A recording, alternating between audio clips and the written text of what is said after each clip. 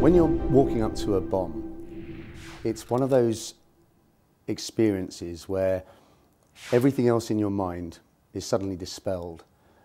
You go from, if you like, a feeling of, being relaxed, chilled, taking it easy, full off, to the switch being suddenly violently switched to full on. And at that point, you just go into absolute complete focus. And it's effectively like using a Hollywood high concept, man versus man, man versus machine. You're actually pitting your wits against the bomb maker and trying to work out why this bomb's there, what it's designed to do.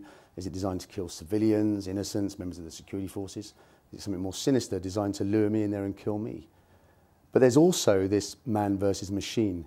The fact that once you physically get up to it, you've got to go through a very comprehensive decision-making process, analysis, to work out how you can deal with this very deadly device. And it's like the moment at which the drawbridge goes up behind you, the visor comes down, and it's called the long walk, where a walk of 200 meters can feel like 200 miles.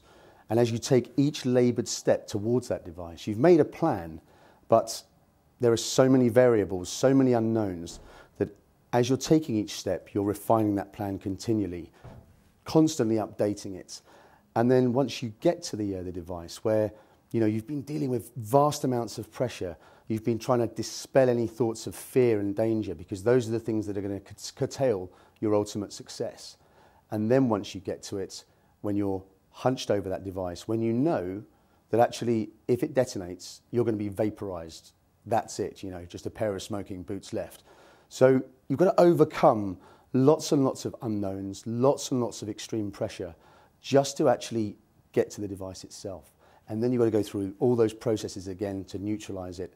And at the end of the day, it's only neutralised when you make that final snip of the wire and the bomb's dead. And because of all that sort of pressure that you're dealing with, there's a certain amount of training, there's a certain amount of experience that, knowledge dispels fear. So it can help you to overcome those initial fears. But there are also other practices that you can do when you look at the physiology of the human body, when you look at psychology, and when you look at normal decision making, complex problems that you break down into bite-sized chunks. And actually, whether it's the battlefield or the boardroom, the processes are all the same. And so I use the context of bomb disposal and my service as an intelligence officer and in hostage rescue with the special forces. And all of those lessons, I transpose those across to business so that I can explain the process, maybe, impart some new knowledge, whether it's physiological, psychological, experience, and really tell the client, some of the things they already know, but in a different context to reinforce it, and other things that they don't know in a way that they'll remember because of that context and because of the story.